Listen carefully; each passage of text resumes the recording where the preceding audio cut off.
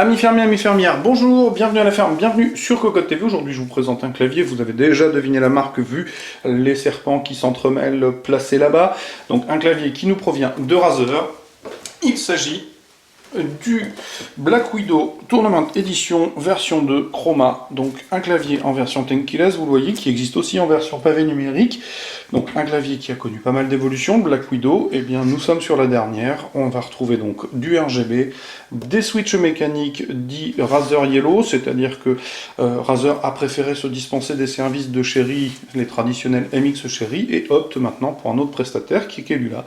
Et donc les jaunes de Razer ou les jaunes de Quelula, peu importe du point de vue où on se place, sont à peu près identiques en tout point au rouge de MX Cherry. Donc comme vous le voyez, on a le traditionnel vert fluo, les explications réparties un petit peu partout sur le packaging, avec les différentes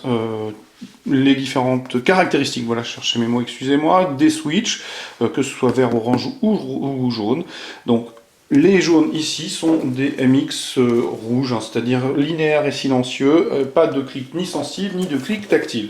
Alors comme vous le voyez, chez Razer, on a toujours un bundle assez complet. J'ai d'ailleurs pas parlé du packaging parce que je trouve que c'est toujours peu de choses, mais c'est quand même représentatif du soin que Razer met dans la présentation de ses produits. Je rentrerai pas dans le débat de la fiabilité. Ce qui est sûr, c'est qu'on a une petite pochette intégrée au couvercle de la boîte et vous retrouvez tout ça à l'intérieur. C'est plutôt pas mal, ça ne traîne pas, c'est rangé, c'est propre. Donc on va retrouver au niveau du bundle la classique planche d'autocollant. Le classique petit laïus de félicitations pour l'achat d'un Razer, le guide de l'utilisateur, et vous le voyez, j'ai pas encore parlé du tarif du Black Widow Tournament Edition version TKL, donc Tenkeyless. 149 €, c'est cher, c'est sûr, c'est un tarif. Ceci étant, comme vous le voyez, on a plutôt un bundle complet. On a par exemple un petit couvercle, ça mange pas de pain, mais il y a peu de marques qui le font. Ça permet quand même de couvrir le clavier et donc d'éviter qu'il se salisse lorsqu'on ne l'utilise pas. Et surtout, et ça je trouve que c'est une bonne chose, eh bien Razer nous adjoint les services d'un repose-poignet avec du Sky, une mousse. Il est assez confortable, j'ai déjà tapé le test avec le clavier, donc vraiment quelque chose de bien fichu. Alors certes, si on était un petit peu dur, on dirait il est full plastique, donc un petit peu manquant de rigidité. Ceci étant, peu de fabricants proposent un repose-poignet de qualité comme celui-ci, et je trouve que c'est plutôt pas mal, d'autant qu'honnêtement il est assez confortable, le Sky est super doux au toucher, c'est vraiment un petit plus très pertinent, notamment lorsque l'on joue. Donc, pour finir sur la présentation et le soin, je trouve que c'est toujours assez sympa. Vous voyez, la connexion USB, elle est verte aux couleurs de la marque. Je le branche de suite sur un portable, histoire que vous puissiez voir un petit peu en action le rétroéclairage. Donc, avec le chroma, on va retrouver tout un tas de possibilités importantes, hein, évidemment. On va avoir tout un tas de comportements, mais je vais y revenir. Alors, le clavier en lui-même, bien, c'est plutôt pas mal, il n'y a pas de difficulté de ce côté-là. Hein, on a un clavier bien fini, le plastique aspect granuleux est quand même bien cantonné au-dessous, donc l'aspect supérieur est sympa. On va retrouver les traits du Black Widow, c'est-à-dire un clavier assez haut, assez massif. Donc, pas mal fichu du tout. Ici, on a le fameux logo placé sous du plexi qui va s'illuminer en même temps que le rétroéclairage. Au niveau du marquage des touches, pas de difficulté. Touche profil haut, c'est classique. On va retrouver les touches de fonction doublées avec classiquement les réglages de volume, morceau précédent, lecture pause, morceau suivant. Ici, on va retrouver sur F9 le lancement de l'enregistrement des macros à la volée, sur F10 la touche de blocage Windows. Ici, sur F11, F12, une petite possibilité de gérer le rétroéclairage à la main, manuellement, par l'intermédiaire de la touche fonction qui est placée ici. Vous voyez, pas grand chose de particulier, possibilité d'éteindre le PC ici. Bref, quelque chose d'assez classique. Alors vous le voyez, là je l'ai placé en rétroéclairage classique, c'est-à-dire qu'il fait un cycle de couleurs, en passant du bleu, en passant par le violet, etc. etc. Donc c'est plutôt sympa. Au niveau des switches, parce que c'est fondamentalement ça la question, eh bien très honnêtement c'est sympa, c'est pas du tout désagréable. On a des switches rouges,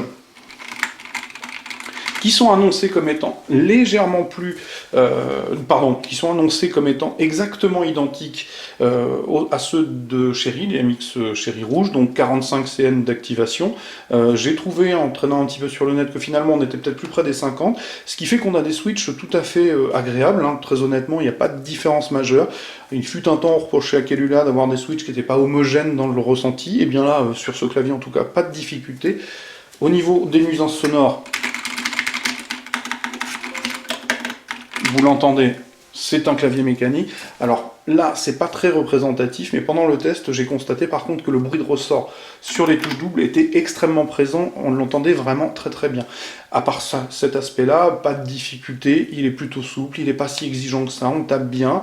Alors évidemment, c'est un clavier mécanique, donc le tarif est à l'avenant, c'est-à-dire 149 €. Est-ce que c'est cher, pas cher? À mon sens, ça l'est. Ceci étant, on a le repose-poignet, ce qui est plutôt pas mal. Donc on a un produit qui plaira ou qui ne plaira pas. Un Razer a ses aficionados et à la fois ses détracteurs. Ce qui est sûr, c'est qu'à l'utilisation, pendant le temps du test, on n'a pas eu de difficulté. La critique que je pourrais faire immédiatement, c'est qu'à 149 €, on a encore des touches en ABS qui vont forcément se lustrer assez rapidement. Et ça, je trouve que c'est pas tout à fait dans l'air du temps. Je rappelle que Cooler Master a sorti j'ai mangé le nom du clavier, Master Keys, voilà, avec un set PBT, donc un set qui ne s'use pas, et ça je trouve que c'est pertinent. Il serait peut-être judicieux de placer du PBT dessus, histoire qu'il garde quand même une esthétique plaisante, parce que moi je le trouve assez réussi. Antenne keyless, c'est plutôt pas mal, c'est vraiment confortable pour le travail. Alors évidemment, si vous saisissez du tableur Excel, c'est fichu, il vous faudra le pavé numérique. Mais si vous ne saisissez pas du tableur, vraiment, c'est plus confortable. On a vraiment un écartement idéal entre la main droite et la main gauche, donc la main droite souris ou vice-versa pour les gauchers. Et l'écartement, lorsqu'on joue, c'est plutôt pertinent. Donc le Tournament Edition est un clavier assez plaisant, certes cher. Ce que je vous propose, c'est de venir lire le test écrit afin de rentrer un peu plus dans les détails, qui paraîtra sur cocotland.com très très prochainement. Ce que je n'ai pas fait, donc je vais essayer de vous le faire assez rapidement, c'est vous enlever une ou deux touches pour que vous puissiez voir les switches qui sont placés en dessous. J'avais oublié de le faire. Voilà, donc vous voyez bien du jaune avec les diodes en dessous, une petite plaque d'habillage blanc, c'est sympa. Il n'y a pas de critique finalement à faire sur le clavier, si ce n'est que le choix des switches risque, c'est ce que j'explique dans le test, risque de peut-être lui générer quelques petites difficultés, car MX Cherry a quand même une aura que les autres n'ont pas encore, même si c'est contestable. Même si c'est contestable, parce que j'ai vu passer un certain nombre de claviers, et honnêtement, des Quelula qui tombent en panne, j'en ai vu, comme aussi des MX Cherry qui tombent en panne. Donc, voilà, hein, c'est le même débat que sur les automobiles, donc après, voilà, chacun y verra, j'irai midi à sa porte, et le choix restera libre. En tout cas, ce qui est sûr et certain, c'est qu'on a un clavier plutôt plaisant. Donc il s'agissait de la présentation du Black Widow Tournament Edition Chroma version 2 de Razer sur Cocotte TV. Je l'ai dit, je vous invite à venir lire le test écrit. Je vous souhaite une excellente journée. Je vous dis à très bientôt et surtout au revoir.